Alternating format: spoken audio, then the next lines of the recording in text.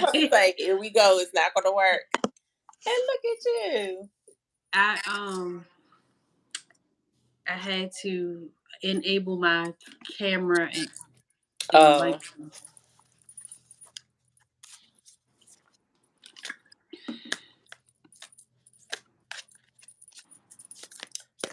Well, welcome. It's just us, it looks like. But hopefully somebody will come join us.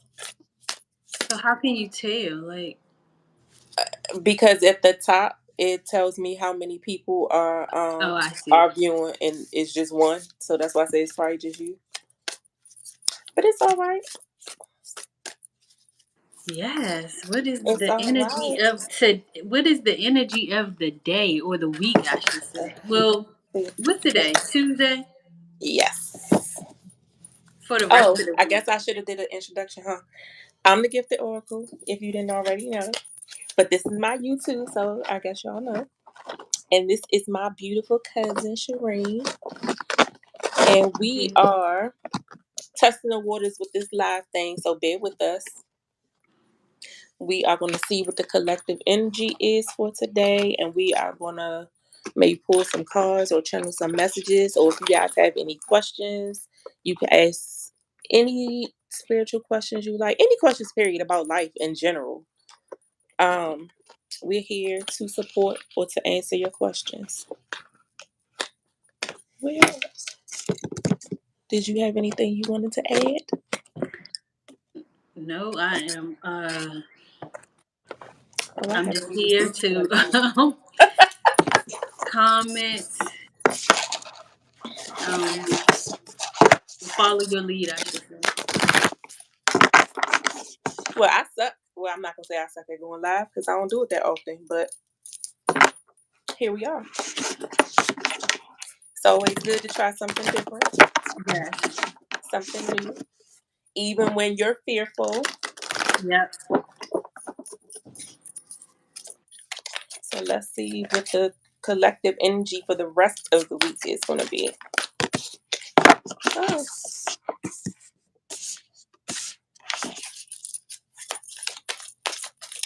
So right out the gate, I'm getting balance. There needs to be balance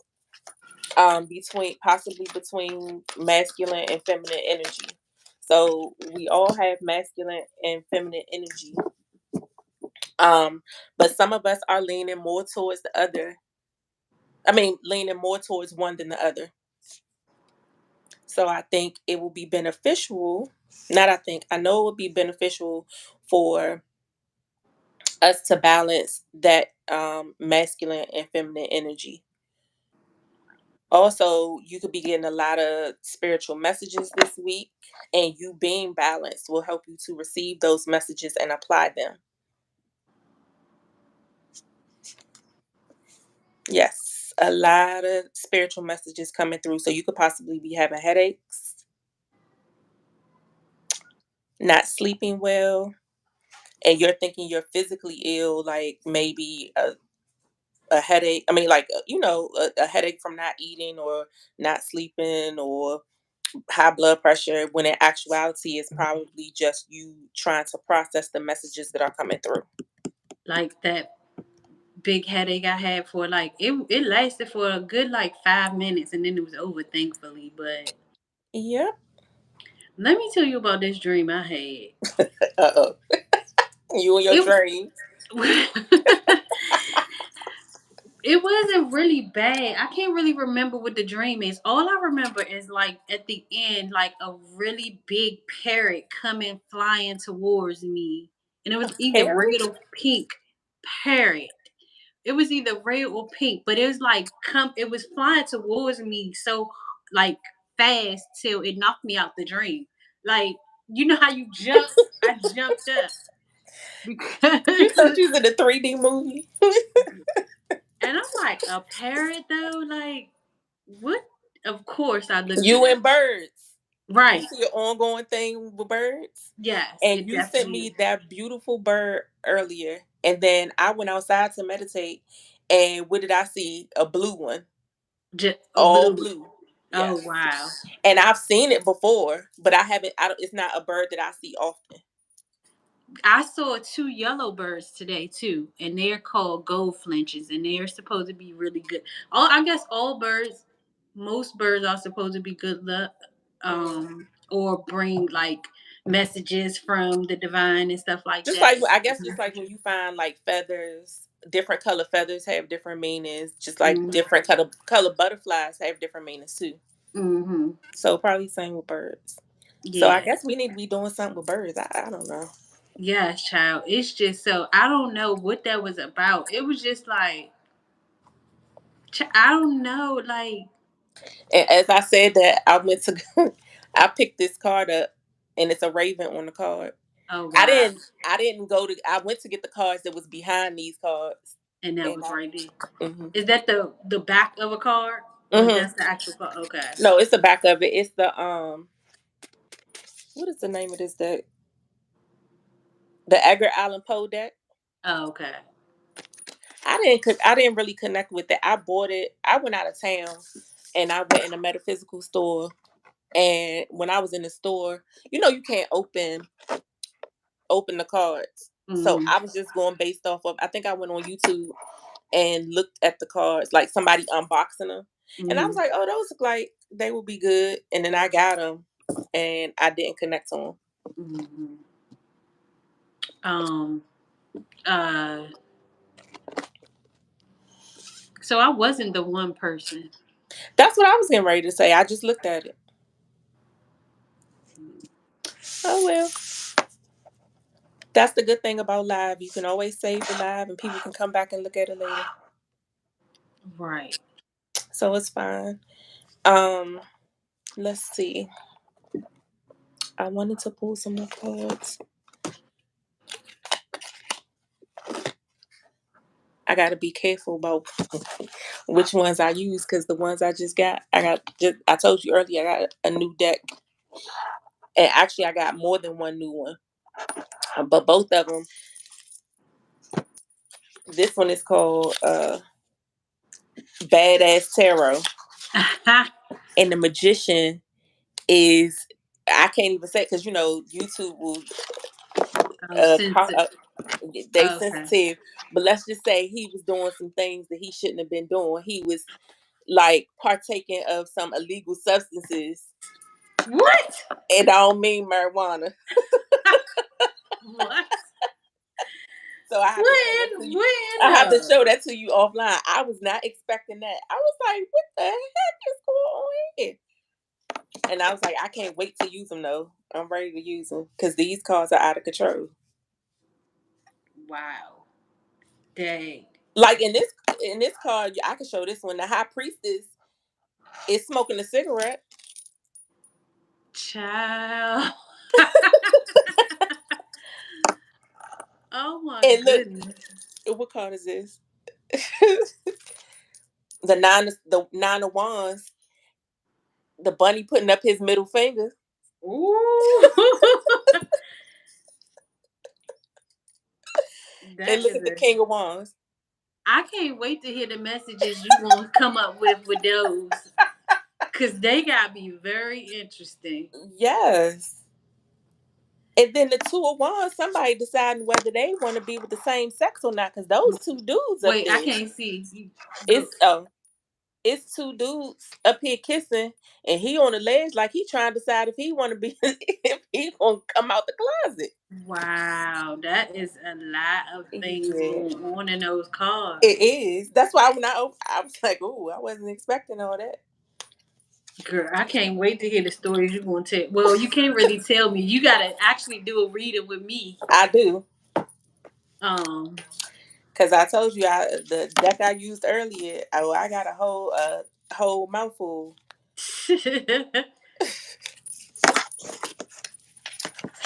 So we're not gonna use those. Let's see. Choose this. so do people that people come across because so even people that have not subscribed to your channel can see these videos, right? Mm-hmm. Yeah. The only thing is, of course, they would have to just be randomly scrolling to come across it. They'll still see it. Oh, okay. I don't know if I randomly scroll on YouTube, but I'm I'm always on like YouTube going all in the with, time. huh? I said I'm on YouTube all the time. But I always know, like, I'm always looking for something specific when I get on YouTube. Oh, okay.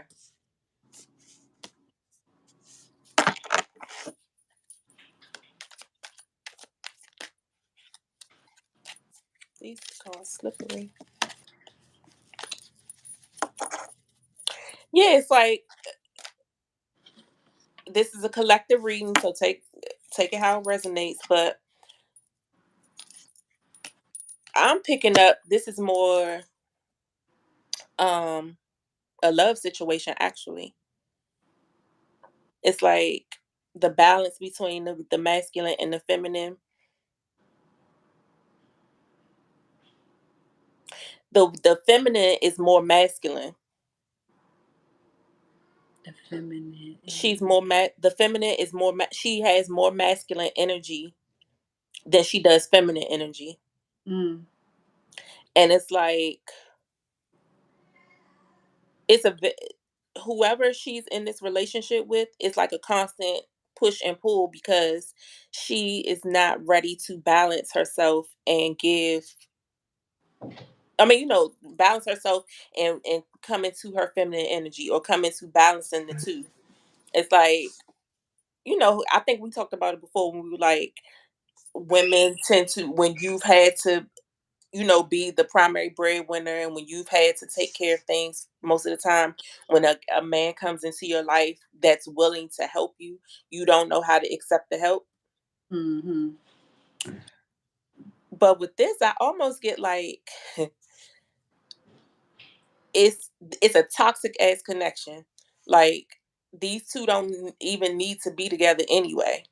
Mm. I ain't even gonna lie. This woman is probably, it feels like she is very verbally abusive. Oh, the, She is like her mouth is reckless, but at the same, and even though he feels like disrespected or talked down to, he likes it. He likes it, but they butt heads about it. you know what? That sounds like a familiar. That sounds familiar. Well, it's a big lion on on this strip card, so I'm just saying. Um, but she's trying now, and that was my next question. It's like she's trying to tame it because it's a leash on this lion. She's trying to tame it, but it's almost like I said, it's a push and pull. It's like one day, okay, I could be a little feminine, but tomorrow I'm going right back to the same old thing. And so that situation could be one of somebody with a no good Yeah, somebody. that's That's why I what it said sounds it's like. It sounds toxic, like and I don't just mean toxic from her point of view. The relationship period is it's toxic, and toxic. that's why it's a song and dance. Because I just heard it's the same song and dance. It's like a repeated cycle, Right. And and that's what I feel like messages are coming through about the fact that this is a connection that need to be left alone, or why it needs to be left alone.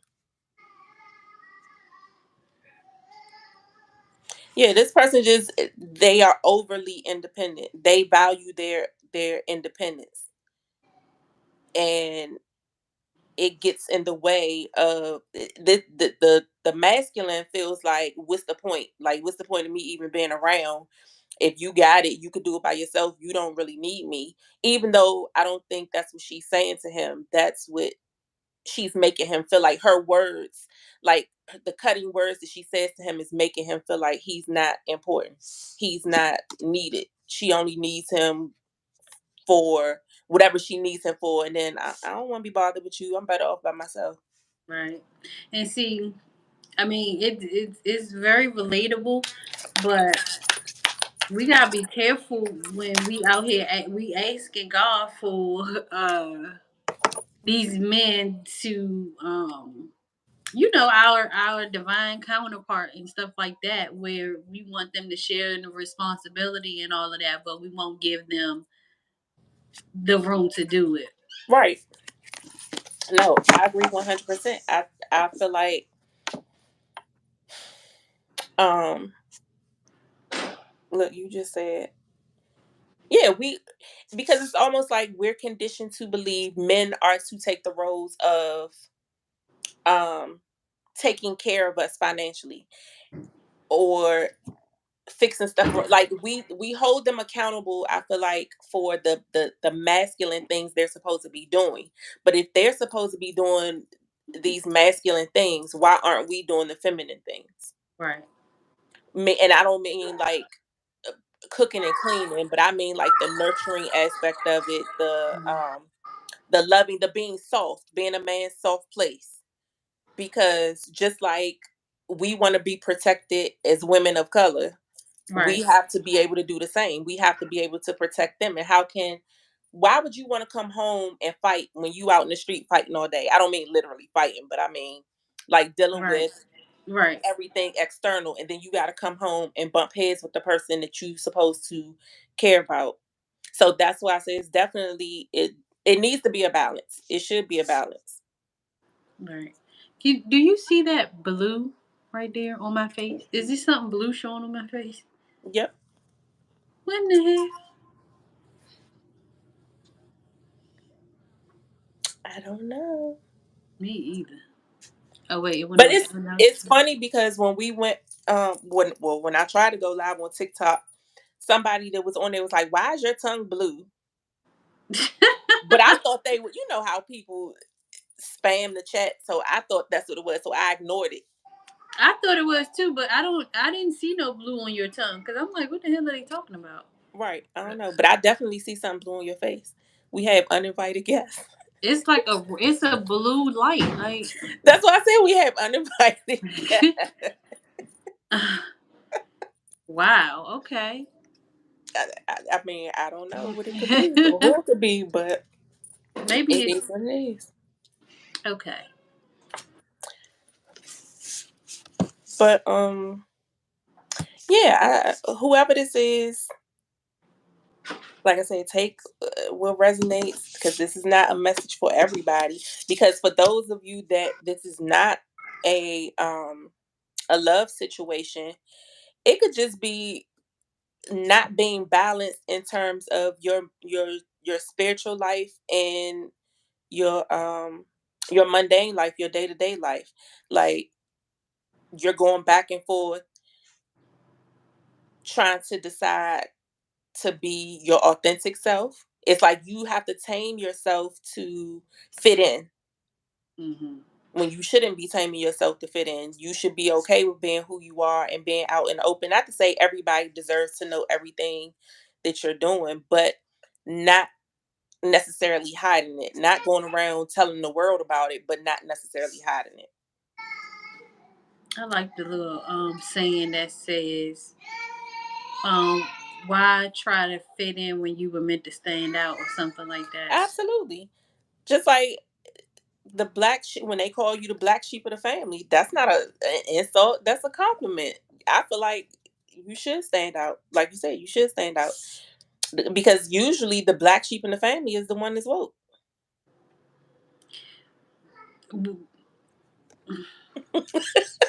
Now I don't know how woke I was before. No, I mean, but the thing is, you were always made to be woke. Now Right. you might didn't wake up then, but that Right. was always God's intention, so you always stood out. Yeah. And that's the thing. We run, and I was just saying that earlier. I don't know who. I was having a conversation with my friend, and I was saying how for so long I ran from my gifts. I ran from my gifts because because I don't know if you oh well, I'm not gonna say nobody's name. Never mind. But one of my family members, uh, she's gifted. But when I was growing up, Like she would s- tell you somebody getting ready to pass away. She would tell you so and so is sick. She would say like she would have all types of dreams and visions and stuff, but everybody laughed at her and talked about how crazy she was. Oh, don't pay her no attention. She crazy. Mm. But even at a young age, I realized, shoot, all the stuff she's saying is coming true. So she can't be, she can't be, but so crazy Oh, okay. because just like she said, when she was 15 or 16, that's when they moved to DC, and when they moved in that house, she said she told my grandparents, "I'm not staying in this house." And they were like, "What you mean?" And she said, "Because this house," she said, "this house is going to be our downfall, and I don't want to be no parts of it." She was Oh like, wow. "This is," she was like, "This it's not a good place." She was like, "Our family is doomed if we stay in this house." So Wow. she went back to Alabama to live with her grandmother because she was like, "I'm not staying here." Okay. So, and she said she always had, up to this day, she still always had that feeling about that house. And it was plenty of stuff that went on that shouldn't have went on, but it is what it is. But I'm saying that to say, after I saw how they treated her, I was like, I'm not telling nobody that I can see stuff, or I'm not telling nobody, that I'm hearing certain things or feeling a certain way, or I'm just gonna keep it to myself. But it's like the older you get, the further along you get in life, that nagging just is there. It doesn't go away. Sometimes it might quiet down a little bit, but it don't never go away. And I feel like if that's your destiny, that's your destiny. I never felt like I was gifted. Like I never like. All I know is that I used to be scared of the dark because I used to think people was out there, and they probably were. You know what I Right, mean? And right. um, so I used to pee in the bed because Hmm. I didn't want to get up because I didn't want to Go to the bathroom. go to the bathroom at Hmm. night. And then um one time though, as an adult, I was me and my cousin were sitting in my living room on the weekend doing us, girl. And all I know is like she used to drink beer, and um she put the beer thing at the end of the table. Hmm. Child, it slid right on back because it was like it was going to fall. So it was like whatever it was trying to prevent it from falling Right. down. So we laughed that off, like, because I went and looked at the bottom of the can to see if It was wet or it something. was wet or anything that would Right. cause it to slide back. No. So girl, that was like we laughed that off, laughed about it the whole time. But in the back of my mind, I'm like, and then one day, girl, I was in the bed laying down, and it felt like something came and got under the cover Yeah. with me, child. I I believe it. I was like, oh I my never thought I goodness. was gifted, but like I said, I understood where my aunt was coming from because the same things that she was like having dreams and stuff, I was having them too.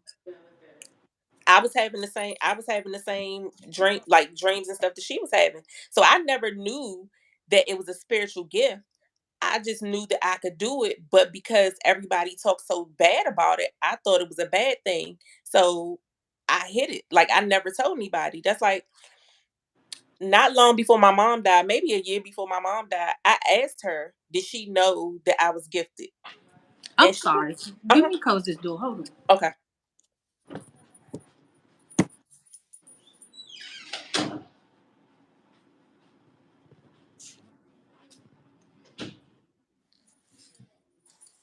Yeah. Yeah, I asked her if she knew that I was gifted, and she was like, "No, I ain't have no idea." Who your So, grandmother? You said. no, my mother. I asked my mother Mother. if Hmm. she knew, but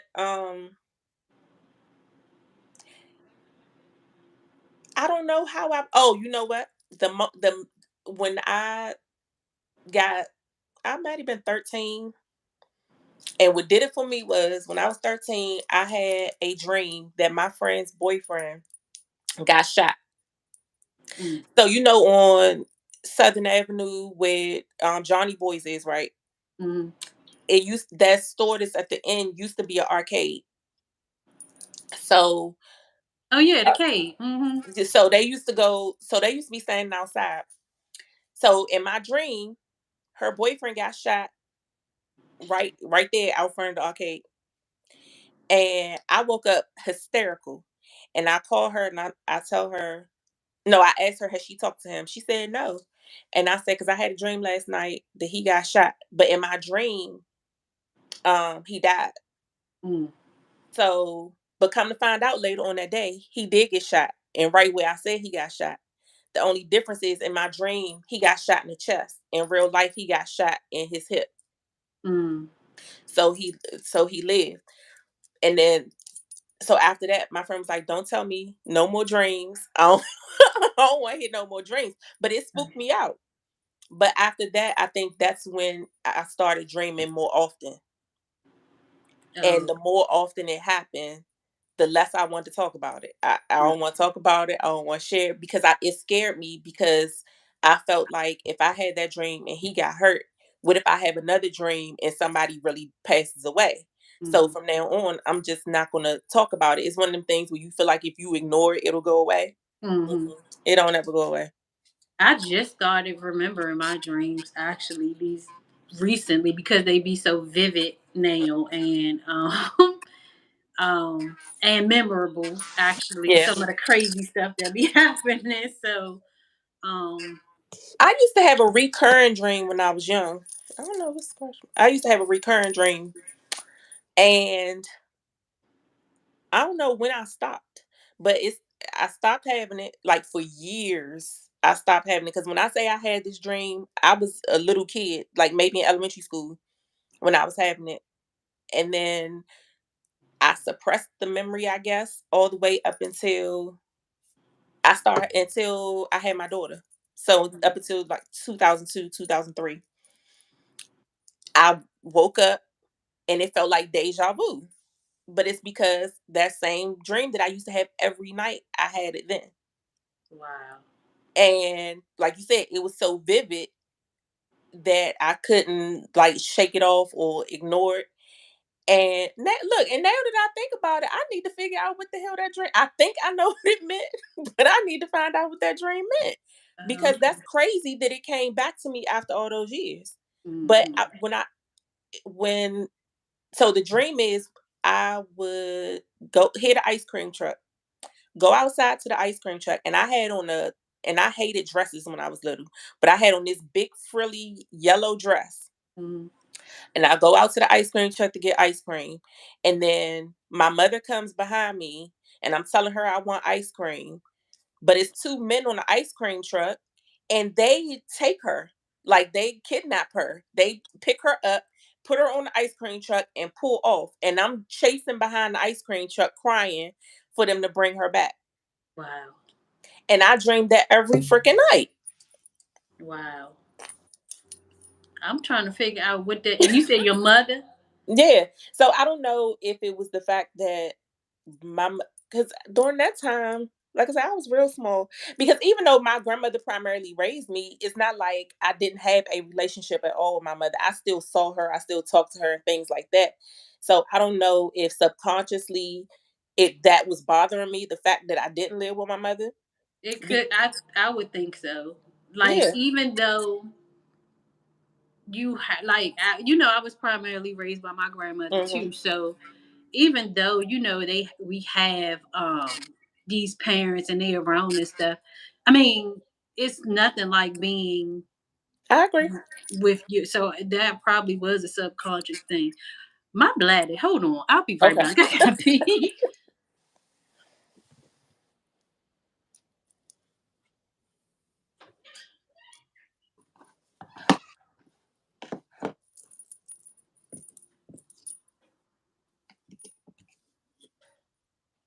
If you're watching the replay, thank you for joining us. It's no viewers, but the next time we go live, we'll have some viewers.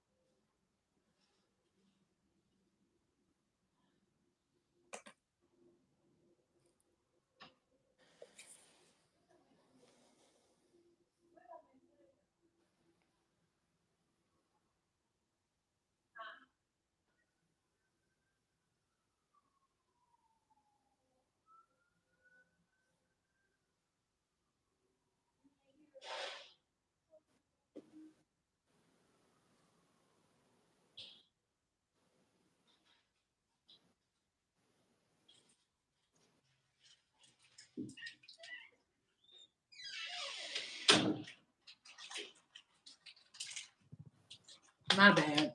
Mm-mm, That you fine. I had to go, child. um, yeah, I think I never really knew though how much. I mean, I know I did used to know that I love my mother. I love my mother and all that, but I never knew until um how much it affected me not having my mom. Like it, I have real life abandonment issues and shit now. Same. So I mean, I'm healing, of course, but it definitely created a problem. I just feel like I guess better late than never. Right. But like you said, it's amazing how much we hold on to and we don't realize we holding on to it, and Mm, or we're not like it's like we know something is going on but we can't articulate it right. because you're a child. Right. So as you get older and you start acting out or how, because we all have some type of way that we've acted out from abandonment issues, whether it's the mother or the father. And for Mm-hmm. me it was both, because you know I saw my mother more than I saw my father. But at the end of the day, my grandmother was always my primary caregiver. And people didn't understand when I would say it's not the same. Because I have another cousin that was raised by my grandmother. And when she would act out, my grandmother would feel like basically she's ungrateful. And I'm like, it's not that she's ungrateful. I said, coming from, because I was grown at this time. So I'm like, it's not that she's ungrateful, but when people have grown up with their mother and father, their biological mother and father, Mm-hmm. that I feel like they can't understand or empathize with somebody who has not. So even though you have, like you said, even though you have somebody that's taking damn good care of you and you know that they love you and they care for you and all that, it's not the same. Mm-hmm. Because in your young mind, you still want to know, why wasn't I good enough for my, Right.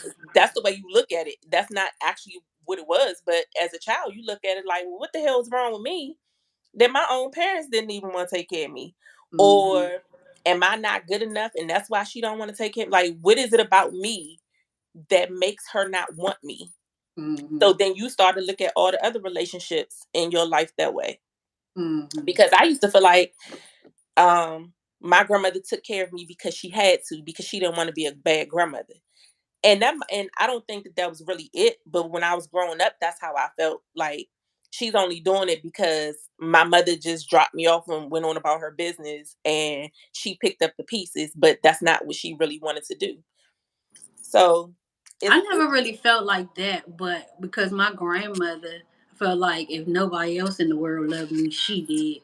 right. But um, I never felt like that. It was the fact that all of my other cousins had their mothers. Mhm. They had their mothers if they ain't had nothing else. You know what I'm Right. saying? And then the men in my family, they would have their kids too. Mhm. You know what I'm saying? Mhm. So all of us grew up as like sister and brother, but Right.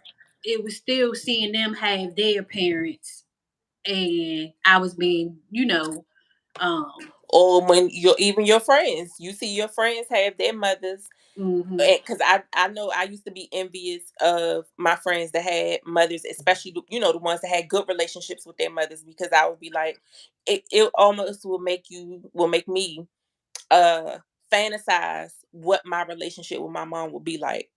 Oh, but hmm if me and my mom got along, we go get our nails done together and we could do this and we could do that and I could tell her my secrets. And hmm like, it's it's sad to think about it now, but and when when you're that age, you don't, like you said, you don't realize how much damage it causes, and then how it falls over into your relationships with other people. hmm and then not to mention only that my mom had two younger, like my younger siblings, but they stayed with her Hmm. majority of her life. So it's like she raised Well, them and did.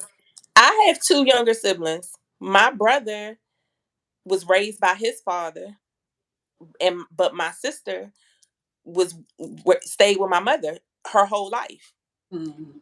And so my brother, like, is like, we all have mommy issues, but I think my brother got it even worse than I do.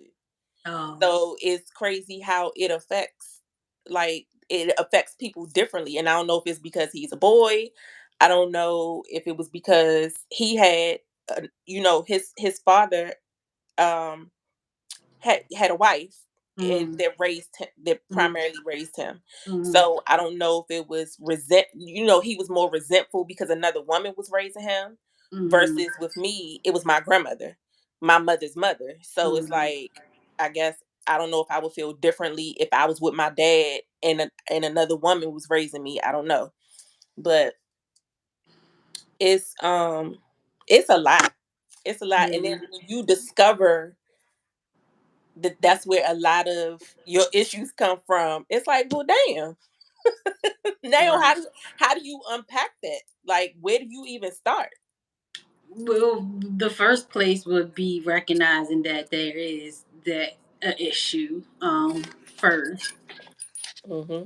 and then um I it's still hard to this day though. It's still hard to this day because I felt like I had forgave her for the because I think I got up the courage when I was like 20 something to ask the question like what was your deal, like why did blah, asking these questions.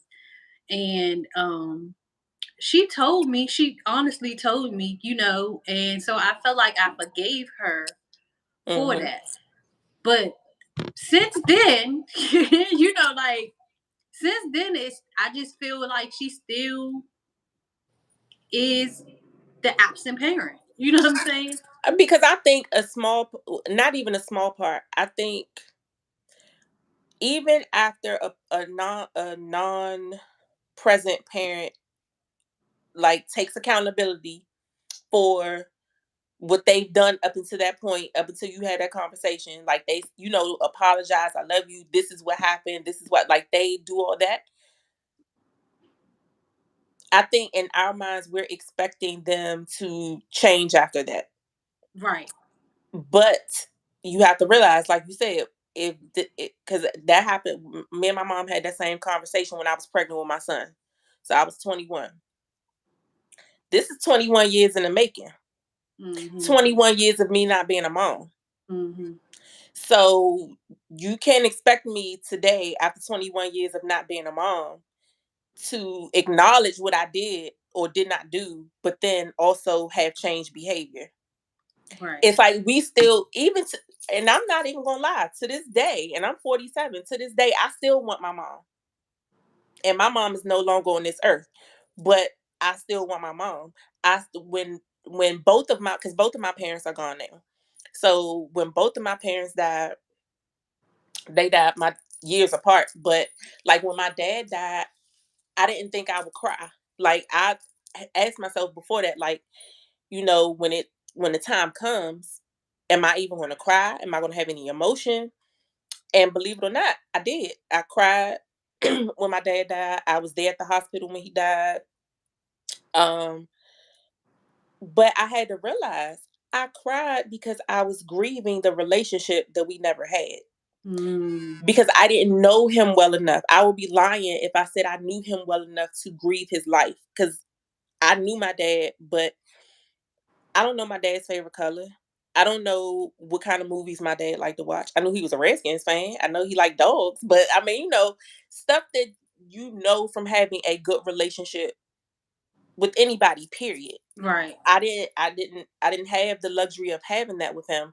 So I cried because now he's gone and now I know for a fact it's final. Like, that relationship can never be repaired. With Mhm. my mom, it was a little bit different. Of course, I know more about my mom because she was around more than he was, and I was raised with her family, Mhm. so I knew more about my mom. But I still grieved the relationship because it never got on track. Right. And I feel like in her heart of hearts, she wanted it to, but because so many things had happened and so much time had passed, I don't even think she knew how to get it back on track. Yeah, I just think my mom just don't know is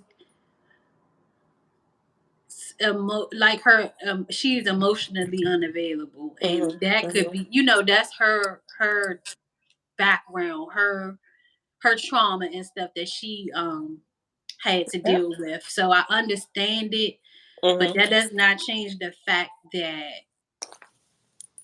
um she is still not who who I would like her to be, who I would like her to be. Right. And to me, like I'm Right. not saying um and it's not like I haven't talked to her about it like Mhm. several times. Whatever. I don't I sometimes though even though I have issues regarding it, I still know that I still feel in my heart of hearts that I ended up being turning out better than I would have if I was with her my Oh, I whole said life. that. I said that a million times too. Like I forgave her, but even though I forgave her, there's still that part. Like I said, that once my mom. But I'm grateful that my grandmother did raise me because if she didn't, I don't know where I would have ended up. Right. And again, like we talked about the other day, I just feel like we are where we supposed to be at the time we supposed to be. And I Right. think and I know that we went through the things that we went through so we can be on this live right here right now talking to somebody that's probably struggling with the same thing. So Hmm. in that aspect, I'm grateful. Um but I don't think it ever 100% will ever go away. I think we will always mourn that relationship that we didn't have with our mothers. And I know for me, I always attract people that have mommy issues. And I'm not even just talking about men. I'm talking about like even with platonic friendships. Hmm. I always attract people that have mommy issues. So I don't know if that's because I needed to heal my own or so I needed those people to be a mirror to me so that I could see what I needed to work on or because I'm supposed to assist them in healing from their mommy issues too. I don't know. Maybe it's a little bit of both. I think it goes both ways. Mm. Because it's nothing like having like a revelation when somebody is um having an issue similar to yours or very similar to yours, and you coaching them through what you need to be doing. And you know what? The crazy thing is, now that you say that, it's been times where I've done readings for other people, and I feel like I'm talking to myself. But the other Mhm, person will say it was their message. They know it was their message, but I still get something out of it too. mhm. So that's true. Well, I mean, mommy issues is a worldwide thing, though. Like, it's No, not absolutely. like it's No, I right. It's very common, but I think the uncommon part is people realizing that that's that. what they're dealing with because it's Mhm, not too many people that will openly admit that they have mommy issues unless it's somebody that's like I said like in the process of healing. You mhm. don't hear too many people say, "Oh, I got mommy issues." Now you might hear people say they have daddy issues, or you'll hear like a man say a woman got daddy issues, but very rarely to me do you hear somebody say they have mommy issues, especially a woman. What about parental issues? How about Yes, absolutely, that? absolutely, because that's look, that's me. I just think that mm, the mommy issues were deeper in me than my father, and the crazy part is lately like me trying to continue to heal myself and things coming back up when I really sat down and analyzed it, it's a generational thing for me. Like all the women in my family have mommy issues, Mm, every last one of them. I'm hoping that my daughter doesn't, but I don't know.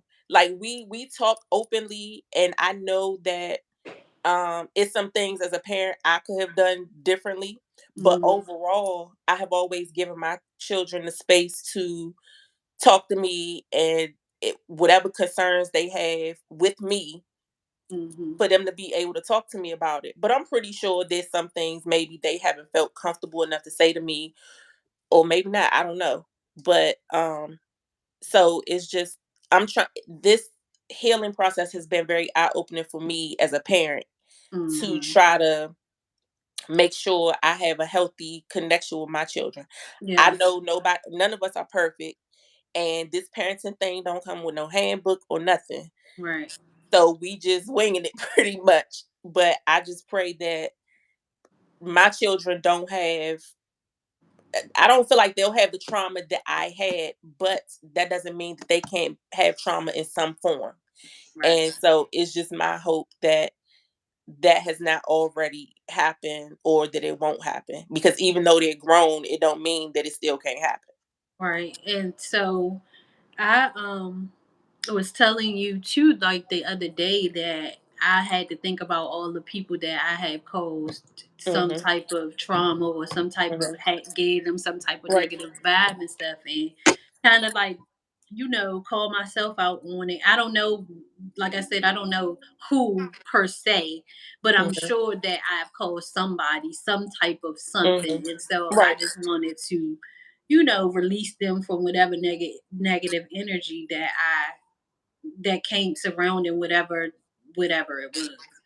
But Right. but it's, in speaking of children, I'm sure my children have some things, and yeah, I just try to be the best person that I can be now. So I don't know what I did to you before, but you know, this is me now. So um Yeah, and I just try to look at it like, again, since it's a generational thing with me, it's like my mom was 19 when she had me. She was still a child. mhm. And on top of the trauma that she had. So it's like, could I really expect her to be a true parent? Because even at 19, not to say that 19-year-olds can't be parents, because they absolutely can. But what I'm saying is, everybody is not equipped at 19, emotionally wise, to be a parent, let alone Definitely the not. financial or none of that stuff. Definitely not. So And I it's was a like, teenage parent myself, so right. Because my grandmother was definitely not. 39 when my mother had me. So my grandmother was a young grandmother. So everybody used to think that that was my mother because she was only 39. Oh, okay. So it's like, I can't, you know, fault her but so much because, ma- emotionally, she did not have what it took to be a parent when she had me anyway. But you had to get to this point though. Right. Like you had to be Absolutely. so I am still healing. Yeah. Again, I say that, my mom is still alive Right. and still feels like the absent parent. Right. And I know that as an adult, I can do more things as an adult to for us to have a better relationship. But I feel like that shit has sailed. Like I feel like if it was going to get better, then it would have already gotten better.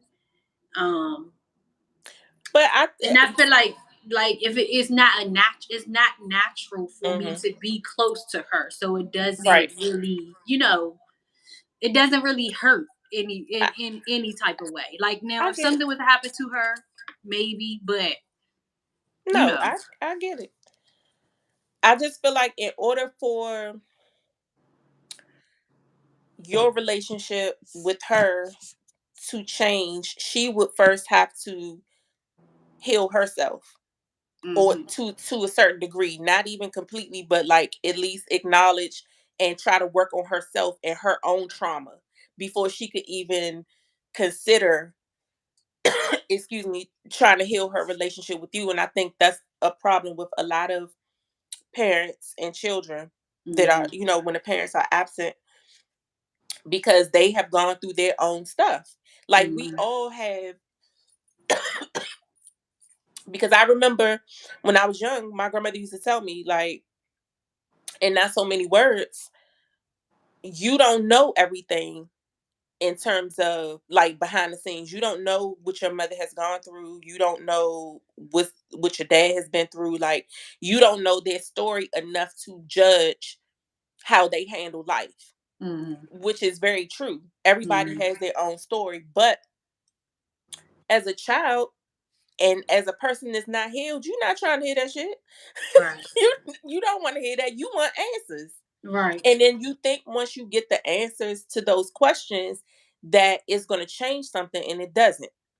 So Right. then I feel like that's when we have to, as adults, not as children, but as adults, that's when we have to say, okay, it's just like getting closure from a relationship. Everybody not gonna give you closure, but then you have to go within yourself and find your own closure so that you can move on. And that shit is hard. Yeah. And I just knew that though. Once I told her these deep down feelings that I Hmm. had, that we wasn't gonna have this problem again. Right? No, no, for real. Like me and you on the same page because that's how I felt. Like I didn't pour my heart out to you, and I told you how I felt, and then we still here.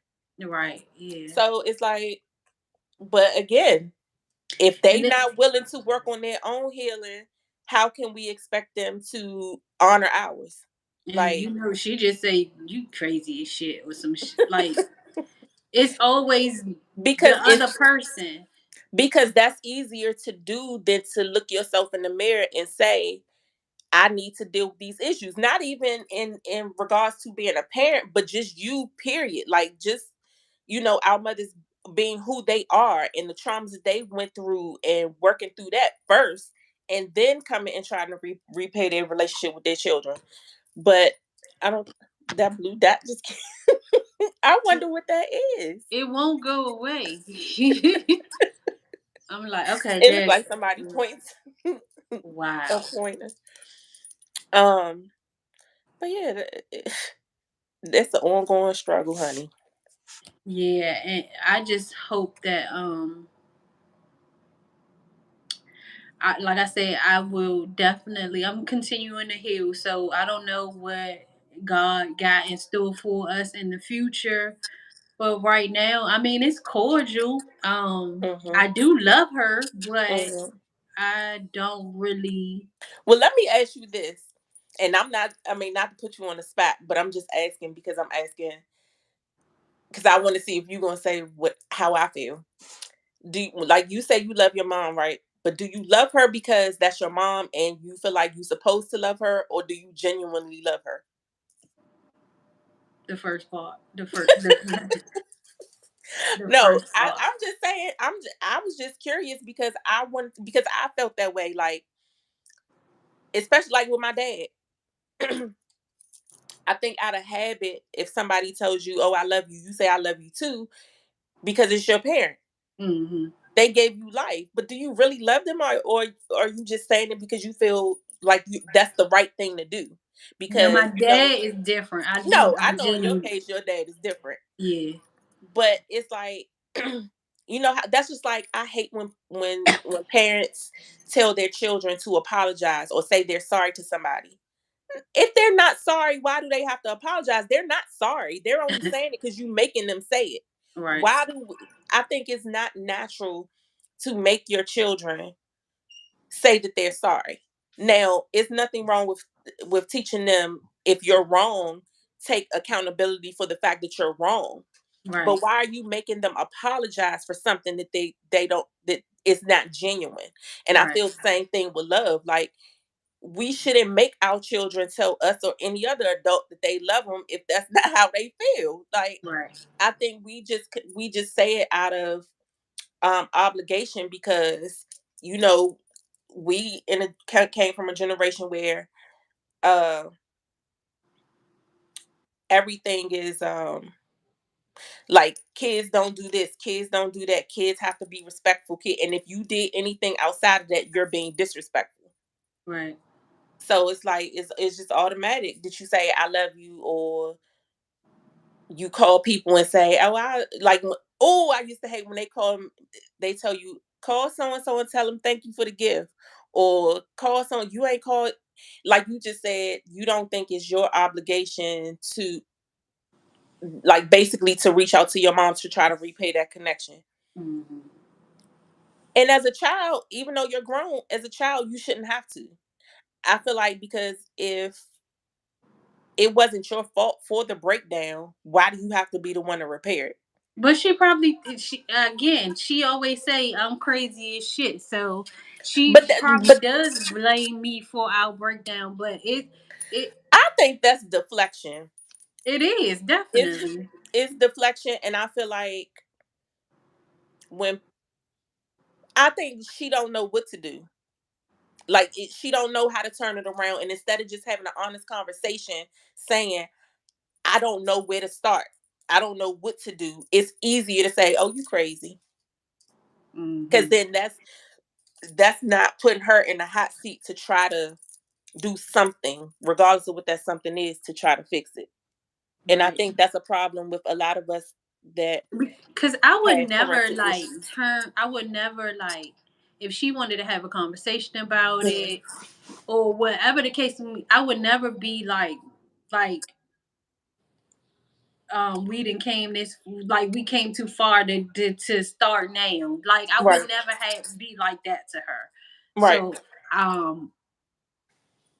but I don't know that like she has an inner and it's not it probably started with her mom, her relationship with her mom. That's So usually how it does. so like we can't really expect with so much, but at the same time we do expect so much. You know what I'm Yeah. saying? Because again, as a child, this is your mother. Right. And as a child, you think your mom know everything. Just like as a child, you think all adults always got money. So when an adult tell you they don't have no money, like what the fuck you mean you don't got no money? Yeah. Like My dad. Like so now it's you like could tell me my dad wasn't rich, child. right. I mean, that's just how it is. Um, but so as a child, it's like that's my mom. She the greatest person in the world, even though, she's not around like she should be. But when she comes around, she bring me something, we could laugh, we could joke, blah, blah, blah, blah. But then I think the reality started setting in when the tough times come and she not there. Like when you get your period for the first time and she not there, or when you started like a boy for the first time and she not there. And I think that's when the resentment comes in. And then when you start to hit them preteen years and you feeling yourself and she not there, then it's like, and then she come around. I don't gotta listen to her. She ain't around any other time, type of stuff. And this shit just, She, again, we and talking about again, stuff from the childhood. I'm talking about right now. Like some days I just be needing somebody to talk absolutely. to. Like my grandmother, I would. She the first person that my That you kids always talk about how they like any small inconvenience or anything they want to drop. I'm gonna call my mom. Like that's what they right, do right, for anything, right? right. And I don't have that person that I could just be like, let me call my mom. Regardless, 40 at my age I am now, I still need somebody to be like, I still want a grown up. Like No, I want to. I agree 100%. I agree 100%. And the crazy thing for me is my grandmother is still here. But and even though she was my primary caregiver, me and my grandmother have never had a close relationship. Like the respect is there, the love is there, but we've just never. And I don't know. I think for her, that's her trauma. Like she's always showed me affection by buying me things, Hmm. buying me things, or making sure I get my hair done every 2 weeks, or like feeding me, clothing me, things like that. But like to actually the emotional part of it, Hmm. I don't think she was able to give that to me. Hmm. And when she finally tried, I was probably in my 30s. And it's like, Weird. I didn't say this to her, but in my mind, I'm like, it's too late for that. Mm. Like, I don't, because I don't know why, it just made me feel weird. Like, Mm-hmm. we've never had that emotional connection. Even, in the house, it was just me and her most of the time. Mm-hmm. And I would be upstairs in my room, she would be downstairs in her room. We never sat and ate meals together. So it was just that's how it always was. So then now to try to but now don't get me wrong, if I'm really going through something I might go to her house and get in the bed with her and sleep in her bed. But I don't verbally talk to her and pour out my heart to her and tell her what's going on. So I do still wish that I had that with my Mm-hmm. mother.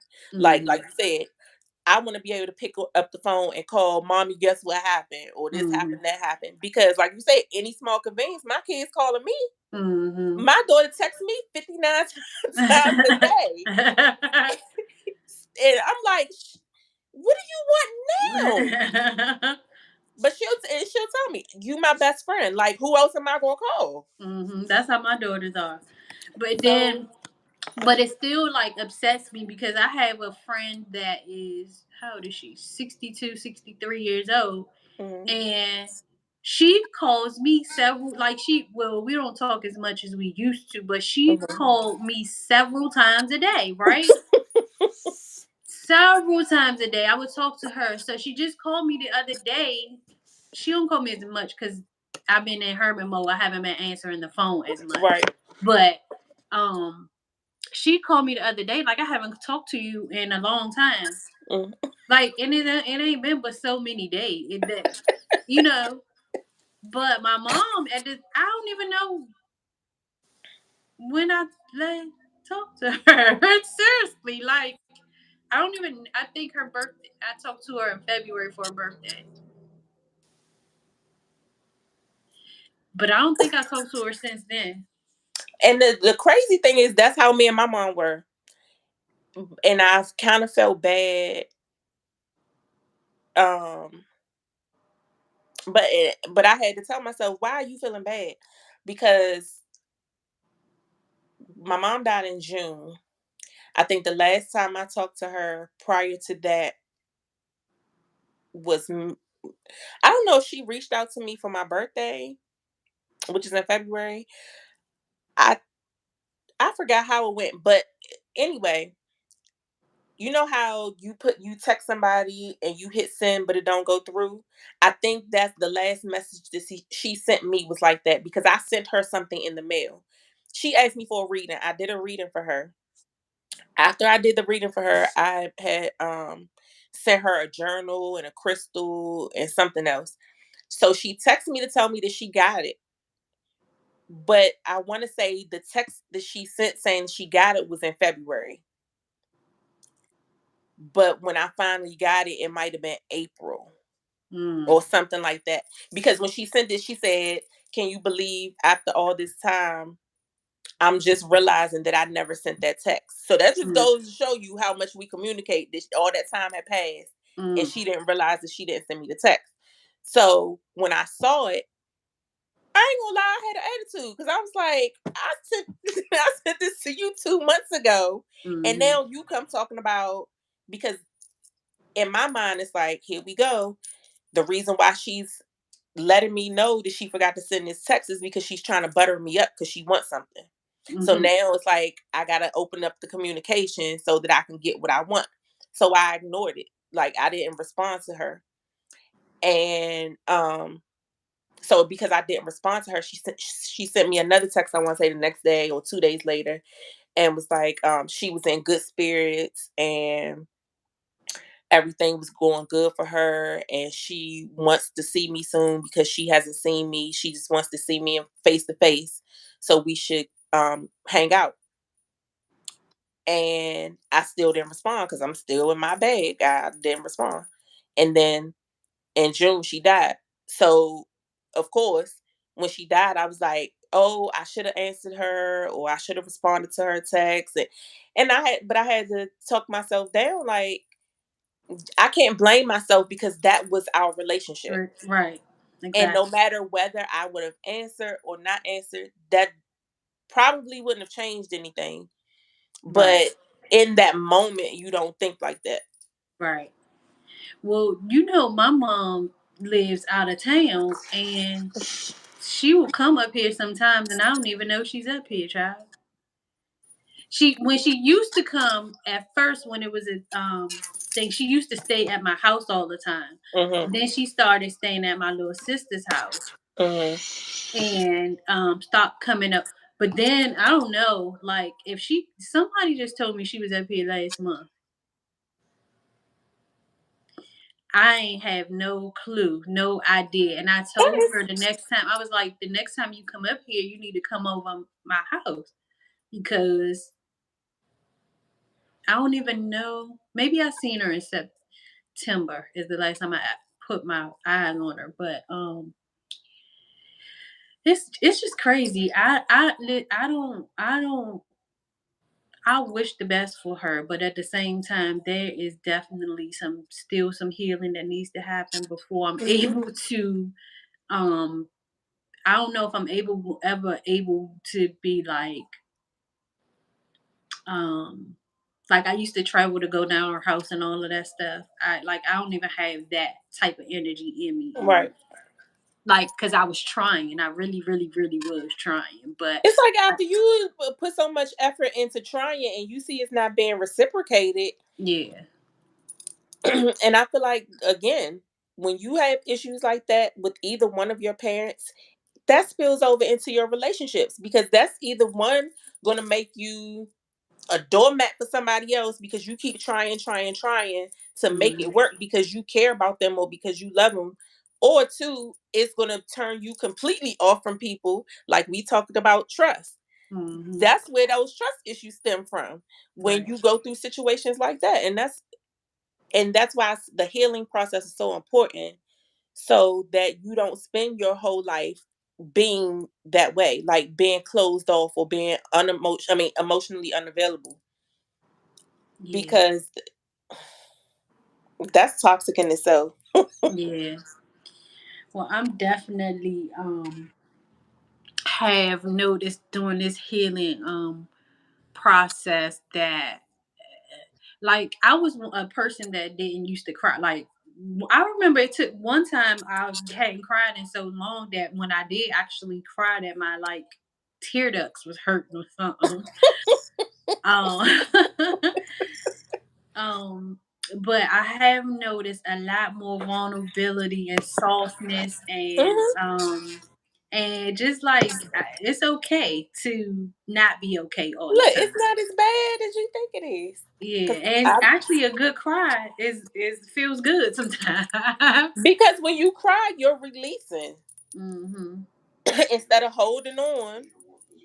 You releasing. So, shoot, I cried the drop of a dime. Now I was the same way. I wouldn't cry, or especially like to let somebody else see me cry. Oh Right. hell no! But now, shoot, I don't care. I'll cry even if I'm. It's been days where I've been at work and don't even know why. But I just had the need to cry. Like I felt like I just want to cry. Oh. But I'll go in the bathroom and do it only because not that I care about really anybody seeing me, but you know how people see you randomly crying, they gonna crowd around you. What's wrong? You okay? I didn't want nobody asking me.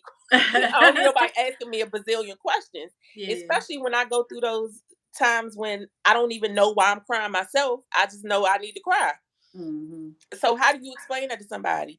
Oh, Sure, I are you an empath? yes. You might be picking up on somebody else's But and the thing about it is, I pick up on people. I can pick up on people's energy that's not even like around me, like mm, physically around me.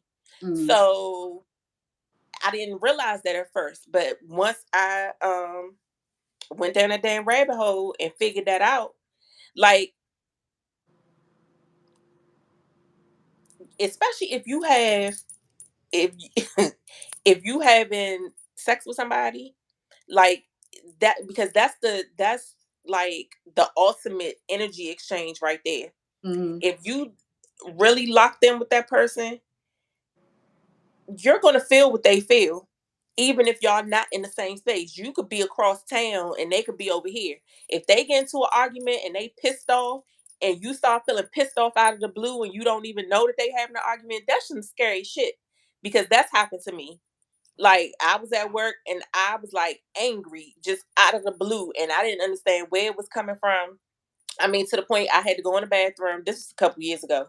I had to run in the bathroom and I was like, what the hell is wrong with me? I'm in the bathroom crying, wanting to fight. I'm like, who am I even fighting? I don't know what the hell is going on. Wow. But so later on that day, I'm talking to him and he's telling me, something that happened, a situation that happened with him. So I still didn't put two and two together. I got a reading done, and I didn't even mention him. I said, I'm trying to understand like what's going on with me. Like, is it something going on with me internally or subconsciously that I'm not aware of, because I don't understand where these emotions are coming from. Mm-hmm. And she picked up on the fight that he had, and she was like, that's probably why you're feeling like that, because you picking up on his energy. So I started to pay attention. Not even with my romantic relationships, but even with my children. If one of my children are going through something, not every little thing that they go through, but if they going through something where they really feel sad or hurt, I instantly feel it, like physically. Mm. But the strange thing is, when I feel it, I don't necessarily know where it's coming from. So when Mm. I have that feeling, my first instinct is to call my children. Hey, what's going on? Y'all all right? Is everything all right? Even one of my girlfriends, me and her are extremely close, and she always tells me, you always call at the right time. When I'm going through something or when I'm feeling something, you always know when to call or when to say something. And I don't know if like if that works for everybody, but definitely my close friends and my children, I feel it. Um, But that's why I don't like going out in big crowds anymore. I never did, and I never knew why. But Yeah, unless, well, and if I do, I have to get really intoxicated to be hmm able to hmm deal with the situation. and that's what I was gonna say. I think, yeah, but when I was younger, like in my teenage years, all the way in my early, to my early 20s, I would want to go out, but then once I got out, I'd be like, I ain't feeling this. So at first, I thought it was just, the club thing is not my thing, or maybe that's what it is. But then I started to notice I would feel like that in any type of group setting.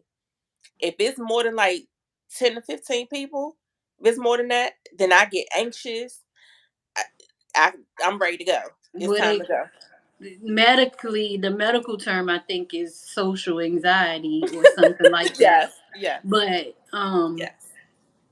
yeah, yeah. I don't know. I think when I used to go out, I used to get intoxicated on purpose. Yeah. But um, when I got older, I started realizing that I'm not comfortable. I don't, especially it depends on who it is. Like some people, I'm just not comfortable around, or some people I could just be like, I don't like them, and I didn't know why, but it was because the vibe that they giving off. But I never knew like.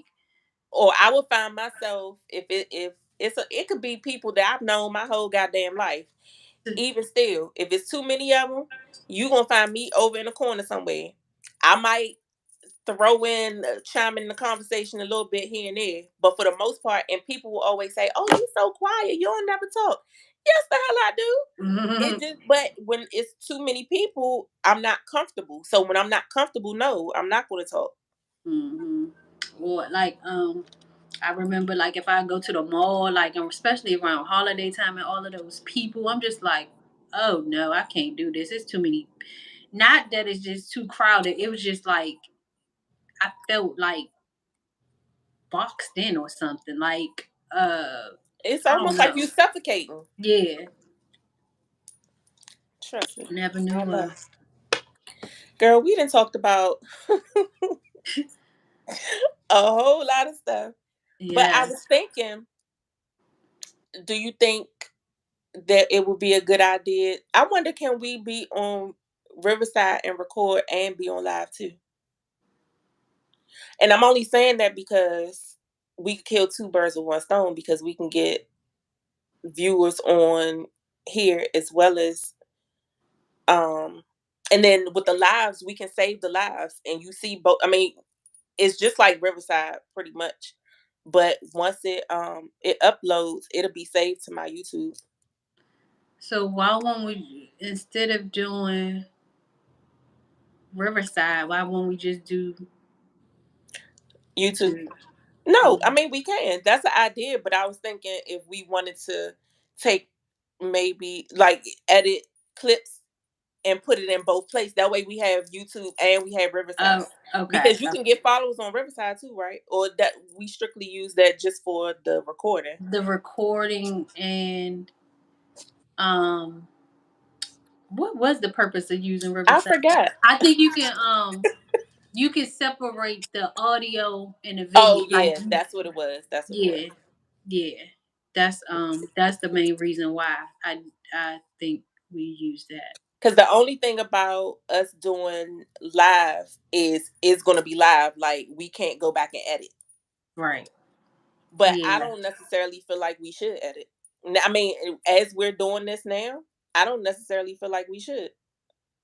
Right. I I don't think, think or if we do edit, they have like I was telling you, they have that app called what is it called? we could do It escapes me, but you like can edit clips, live. and so we can make clips for promo from the Yeah, live. yeah. Right. Well, And then I feel like with YouTube, like I said, once it uploads, people can go back forever and still be able to view it. so I guess the question is, do we want somebody to see the whole thing, or do we only want them to see what we want them to see? No, that's why I said I don't think that. I I don't think think we for said nothing that can't we don't want people to see, right? right. That's why I said I think it's more authentic when we do that. When we don't edit. When I say edit, I'm just saying for purposes like you said, we could take clips and use it for promo and stuff like that. Or if it's another platform that we want to upload to, we can Right. have the clips for that. But like just in general, I think it's good for everybody to see us in our natural form. If we're talking about authenticity, Right. we in real time. It is what it is. Right.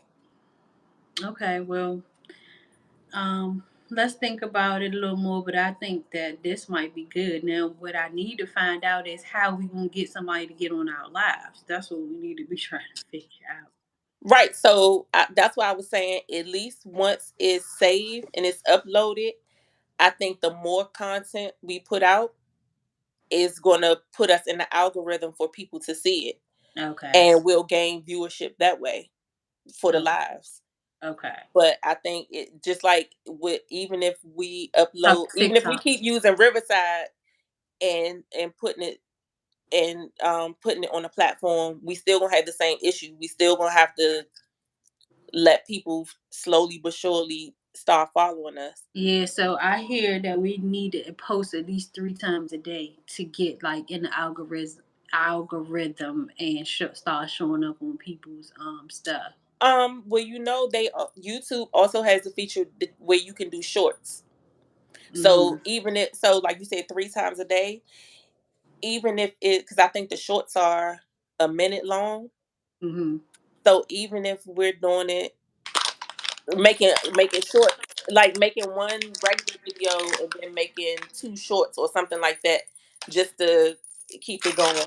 Oh, Or okay. Okay, that makes once you sense. get your followers up on TikTok, we can also take so we can be on both platforms. You can also take the TikToks and upload them to YouTube. Okay. Yeah, we can do that. All right, all right, all right. Well, I think today was good. It Thank you, was. everybody, for joining us, even though it was just us. But I know somebody is going to catch the replay. So thank you for watching. And hopefully, you got something out of our content. All right. Let us know if there's anything else that you want to discuss or you want us to discuss. Cool. You have anything you want to say? That everybody have a blessed week. Indeed. All right. All right. Have a good night.